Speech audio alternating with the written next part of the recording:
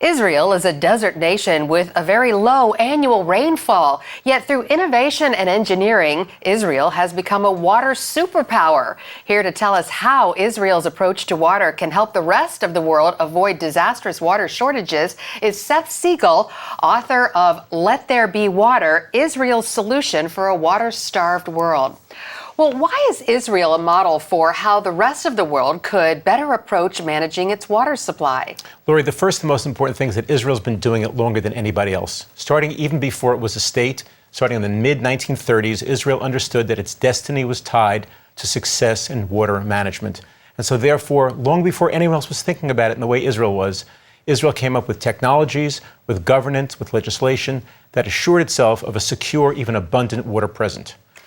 Well, we've been seeing on the news for weeks and months that California is experiencing a drought right now. It's a terrible crisis. What ways are Israelis helping California leaders deal with their crisis? Well, first of all, you have to understand California's crisis, in some extent, is a self-inflicted wound. Because of the fact that the government and leadership failed to plan for this far enough in advance, California is now paying a price with flawed agricultural policy, flawed governance, flawed legislation. It's a bad process.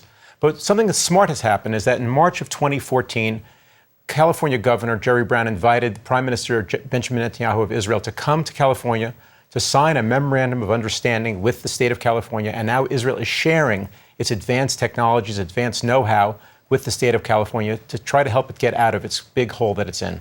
So talk about some of the top lessons that California and other regions should take away from what Israel has done. Well, probably the most important thing to do is think about water in a complete, holistic way.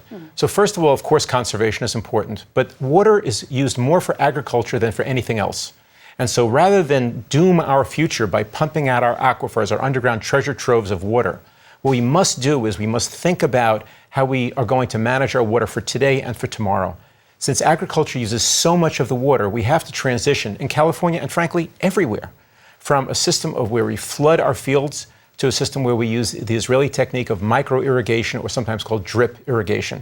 That sipping, drippy drops of water on the plants transforms agricultural profile.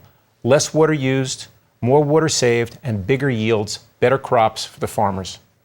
Well, most people probably don't even see water as a problem. They see it as a free, limitless resource. Why is that kind of thinking so dangerous? Yeah, Laura, you put your finger on probably the single greatest problem. As long as we think of water as an inexhaustible resource like air or sunshine, as long as we think of it in those terms, we're never going to get out of this hole.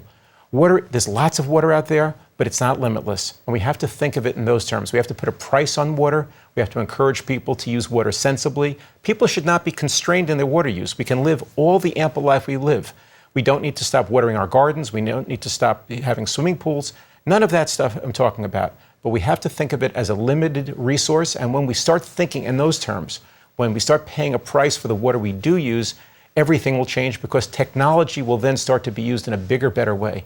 As long as we're in the process of thinking of water as free, we're going to be sloppy with it. We're not going to use smart technology like the Israelis do. And what we're going to find ourselves doing is wasting it in enormous amounts, as we do currently all over the United States and around the world.